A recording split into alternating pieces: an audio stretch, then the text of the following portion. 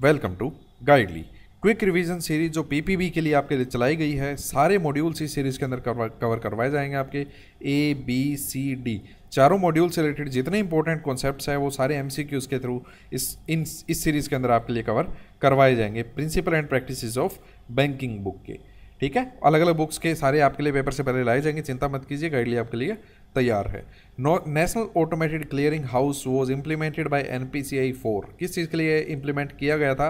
National automated clearing house, ठीक है। तो क्लियरिंग से आप चेक मत समझ लीजिएगा, वो आपका सीटीएस है, चेक ट्रंकेशन सिस्टम, ठीक है। National automated clearing house implement NPCI के द्वारा किया गया था।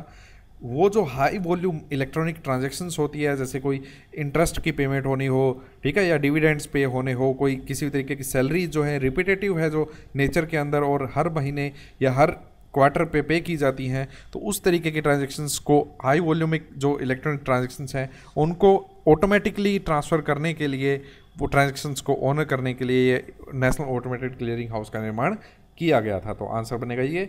चलिए, इस सीरीज़ की जो खास बात है कि डिटेल में आपको हर एमसीक्यू से रिलेटेड समझाया जाता है, वो करते हैं। National automated clearing house implement किया गया था एनपीसीआई के द्वारा। किन के लिए? Bank, financial institutions, corporate, governments, ठीक है। एक वेब बेस्ड सॉल्यूशन लॉन्च किया गया था फॉर इंटरबैंक ट्रांजेक्शन्स हो, हाई वॉल्यूम इलेक्ट्रॉनिक ट्रांजेक्शन्स जो रिपीटेटिव है नेचर के अंदर और पीरियोडिक है नेचर के अंदर। नाच system can be use for making bulk transactions, यानी कि कोई सब्सिडीज़ की जो पेमेंट होती है, जैसे कि आपको एलपीजी के ऊपर जो सब्सिडी मिलती है वो आपकी आ जाती है हर सिलेंडर के बाद, ठीक है, पेमेंट के बाद।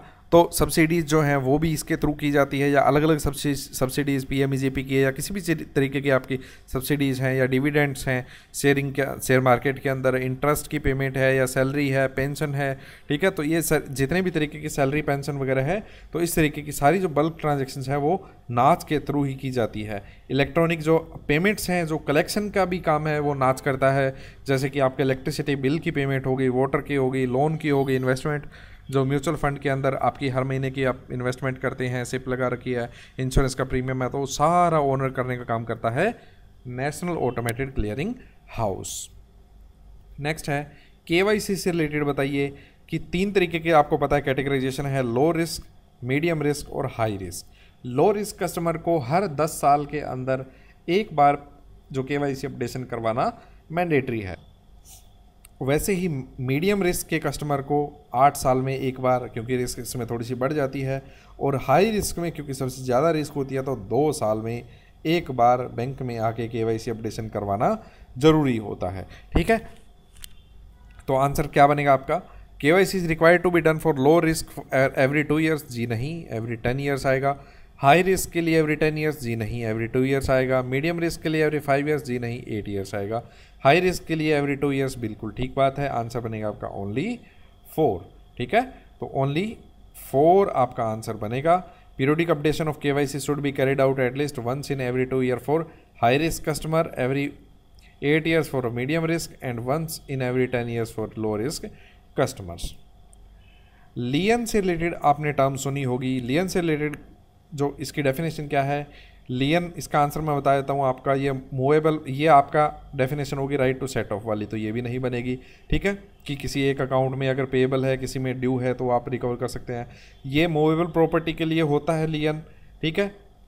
और विदाउट डिलीवरी ऑफ पोजेशन, जी नहीं। क्यों? क्योंकि लियन आपने सुना होगा कि एफडी पे लियन मार्क कर दिया गया जब ओडी अगेंस्ट एफडी ली गई है, ठीक है, या किसी बैंक गारंटी के अंदर आपने एफडी रखी है तो उस पर लियन मार्क हो जाता है। तो लियन जब मार्क हो जाता है तो वो जो जिस पे लियन मार्क हुआ है तो उसका जो गुड्स हैं वो बैंक के पोजेशन में आ जाते हैं, क्योंकि एफडी के अंदर अमाउंट है वो बैंक के पोजेशन में आ जाता है। लेकिन इक्विटेबली मॉर्टगेज होता है, जो मान लीजिए इस पर 4 चढ़ा होता है, वो घर तो कस्टमर के पोजेशन में ही रहता है, लेकिन लियन जिस पे मार्क होता है वो पोजेशन में आ जाते हैं बैंकर के पास, ठीक है। तो ये आपका गलत हो गया। और ये किन्हीं 2 लोगों के बीच में कोई तरीके का डिलीवरी ऑफ गुड्स का कॉन्ट्रैक्ट नहीं होता। ये एक बैंकर का राइट होता है to retain possession of goods and securities owned by debtor, जब तक वो डेट्स को ड्यू ना कर दे, ठीक है। तो इसके बारे में आप यहाँ पे पढ़ सकते हैं। Lien is the right of banker to retain possession of goods and securities owned by debtor until debt due from latter is paid. Bank का इम्प्लाइड प्लेज, ये एक बैंकर का जो लियन है वो एक इम्प्लाइड प्लेज होता है, इसके लिए किसी सेपरेट एग्रीमेंट की ज़रूरत नहीं होती कि ये एक स्टैट्यूटरी राइट है, इसके लिए अलग से कोई लेटर साइन नहीं करवाना होता। ठीक है, ये एक बैंकर का जो लियन है वो एक इम्प्लाइड प्लेज है। बैंकर के पास ये राइट होता है कि वो उन गुड्स को सेल कर सकता है अगर वो जो कस्टमर है डेट पे नहीं करता है। तो सीबीएस के नाम आपने सुना होगा, सेंट्रल जो कोर बैंकिंग सॉल्यूशन है आपका सॉफ्टवेयर है।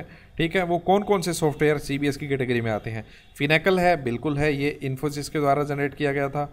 ठीक है, बैंक्स लिंक जो है वो आपका टीसीएस के द्वारा जनरेट किया गया है, डेवलप्ड है।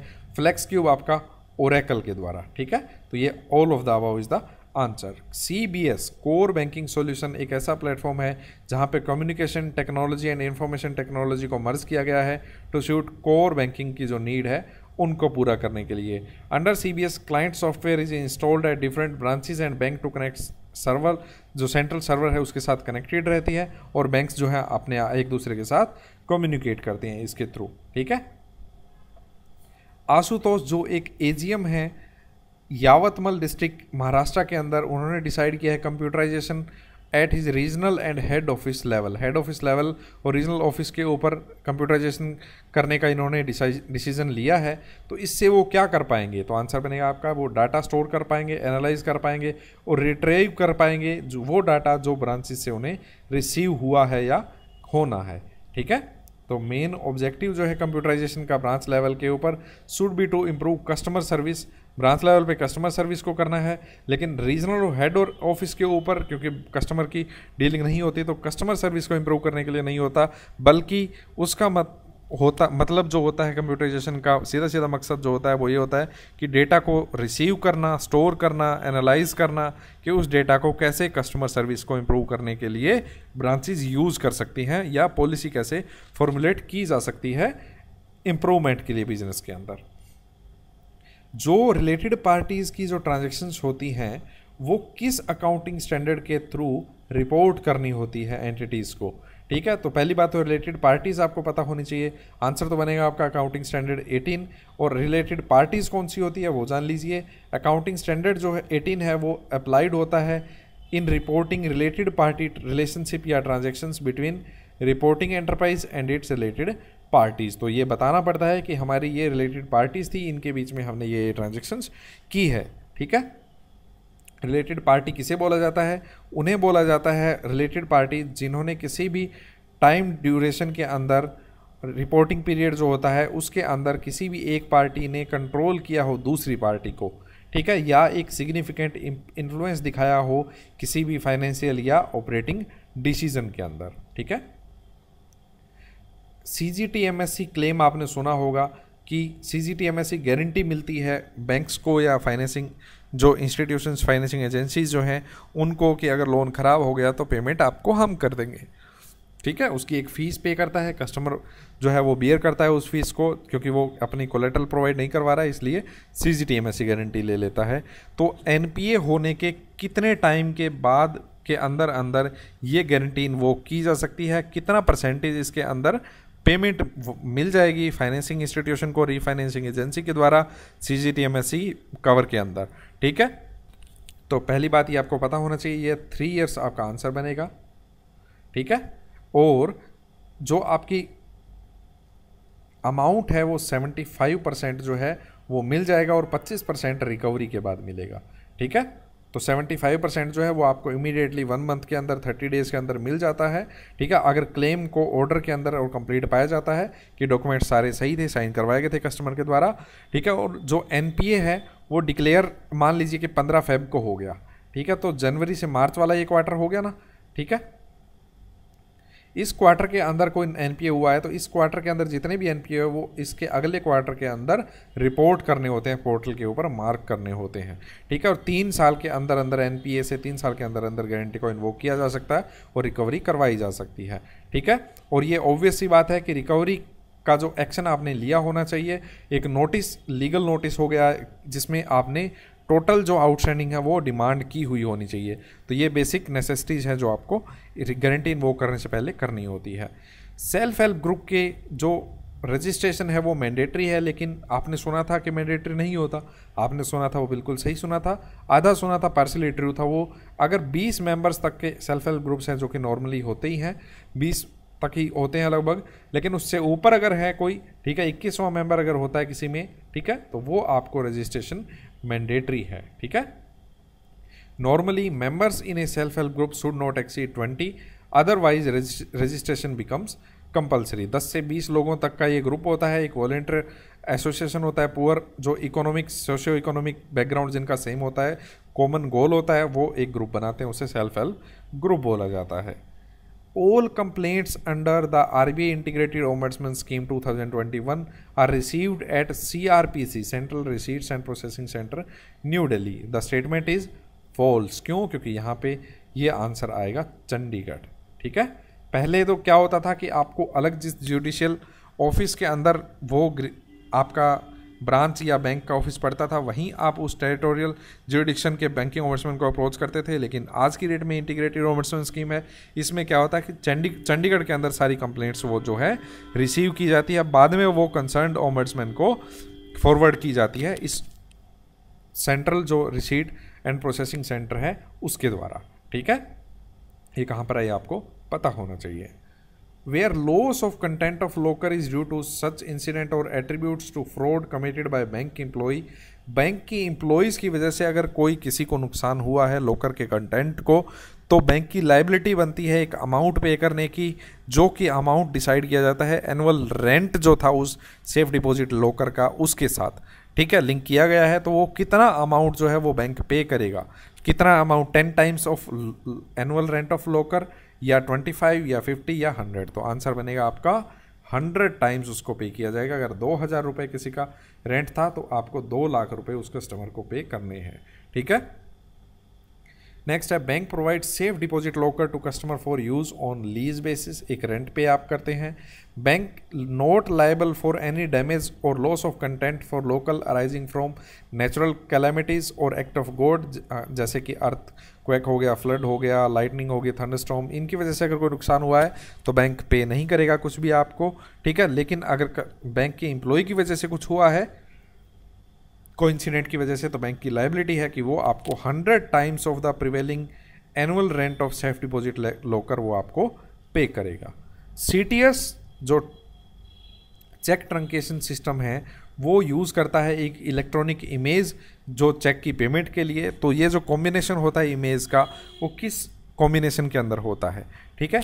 तो ये इमेज जो होती है वो ग्रे स्केल होती है, ब्लैक होती है, ब्लैक एंड वाइट इमेज होती है। ग्रे स्केल और ब्लैक एंड वाइट इमेज जो होती है वो इसके अंदर कॉम्बिनेशन यूज़ किया जाता है, ठीक है। और बैंक जो होता है वो इसको ऑथराइज करता है कि जो हमने इमेज स्कैन की है वो ट्रू है, गुड फेथ के अंदर ये चेक हमें रिसीव हुआ है। CTS in India uses a combination of grayscale and black and white image.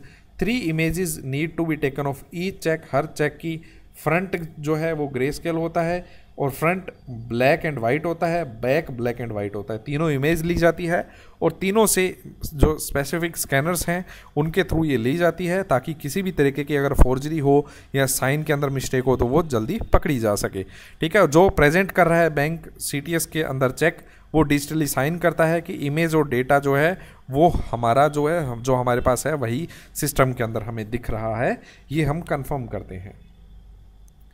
Fill in the blank. Most Indian banks are subject to dash having been or incorporated under Act or list on stock exchange. तो most जो Indian banks हैं वो companies act के under आते हैं, क्योंकि private banks ज़्यादा हैं। कंपनीज एक्ट 2013, ठीक है। Most Indian banks are subject to companies act 2013. As per RBI guidelines, customer can deposit only up to 50,000 per account per day if PAN is not recorded in bank. अगर किसी के account में PAN नहीं लगा हुआ है, ठीक है, एम्बेडेड नहीं है, तो वो 50,000 रुपये तक की ही ट्रांजैक्शन कर पाएगा, डिपॉजिट कर पाएगा। क्या ये स्टेटमेंट ट्रू है या फॉल्स है या पार्शियली ट्रू है या कैन नॉट बी डिटरमाइंड?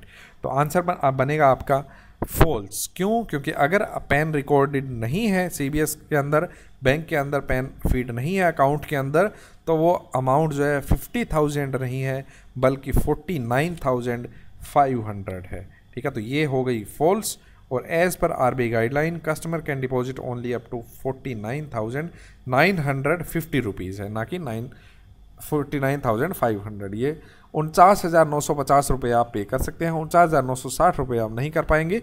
इससे ऊपर की जो ट्रांजैक्शन होगी उसके लिए अकाउंट के अंदर पैन लगा होना चाहिए ताकि ट्रेस किया जा सके इस जो बड़े अमाउंट को, ठीक है। और ये भी आपको पता होना चाहिए कि आप किसी भी कस्टमर को बता नहीं सकते कि आप इतने तक का पे कर दीजिए अमाउंट, ठीक है, ताकि आपको पैन ना लगाना पड़े अकाउंट के अंदर, ठीक। ये इसे बोला जाता है टिप ऑफ करना, ठीक है, ये भी अलाउड नहीं है एम्प्लॉयज़ को।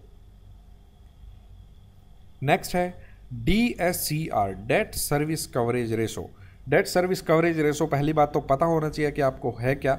ये जो टर्म लोन्स हैं उसके अंदर ये कैलकुलेट की जाती है कि जो टर्म लोन आप ले रहे हैं जिस बिजनेस के लिए, जिस काम के लिए, क्या वो काम इतना आपके लिए इनकम जनरेट कर पाएगा कि आप इसके जो इंस्टॉलमेंट्स हैं वो खुद इसी से ही पे कर पाए, ठीक है। तो इसको बोला जाता है डेट सर्विस कवरेज रेशो। तो कितने मिनिमम होनी चाहिए DSCR जो रेशो है, ठीक है, जितने अगर इतनी हो तो माना जाएगा कि ये एक रीजनेबल बिजनेस है और इसे टर्म लोन को फाइनेंस किया जा सकता है। तो आंसर बनेगा आपका 1.5। तो डेट सर्विस कवरेज रेशो 1.5 से ऊपर होना चाहिए। DSCR indicates the ability of a concern to service its term liabilities. The ratio is applied while appraising all term loan proposals. DSCR measures whether interest and installments can be paid out of internal generation of funds. Average DSCR जो है is of 1.50 is considered reasonable. The ratio indicates that after payment of loan, अगर ये ratio बताता है कि loan की जो payment है उसके पेमेंट करने के बाद कस्टमर के पास कुछ बचेगा भी कि नहीं, ठीक है। अगर 1.5 से कम हो तो ये माना जाता है कि वो एक रिस्की बिजनेस रहने वाला है बैंक के लिए, ठीक है। चलिए इस सेशन के अंदर इतना ही। नेक्स्ट सेशन के अंदर आपको इसी PBB से रिलेटेड ही सारे क्वेश्चंस करवाए जाएंगे, मॉड्यूल सारे कवर करवाए जा रहे हैं, CIB तक क्लियर करवा के छोड़ेगा गाइडली आपका, ठीक है। चैप्टर वाइज सेशंस भी आपके लिए आ रहे हैं। ट्रिक्स टू रिमेंबर कॉन्सेप्ट्स को याद करने के लिए ट्रिकी जो कॉन्सेप्ट्स हैं वो भी आपके लिए लाए जा रहे हैं। MCQ मॉड्यूल वाइज भी आपके लिए लाए जाएंगे, चिंता मत कीजिए। लाइक कीजिए गाइडली के सेशन को और सीरियस जो आपके दोस्त हैं उनके साथ शेयर कीजिए कि ये इस तरीके की कोई सीरीज चल रही है जिसमें MCQs के साथ साथ उससे रिलेटेड सारी चीज़ें आपको बताई जाती है। कमेंट करके बताइएगा, अगर आपको कोई कमी लगी है तो भी बताइएगा ताकि हम उसके अंदर सुधार कर सकें। Thank you so much.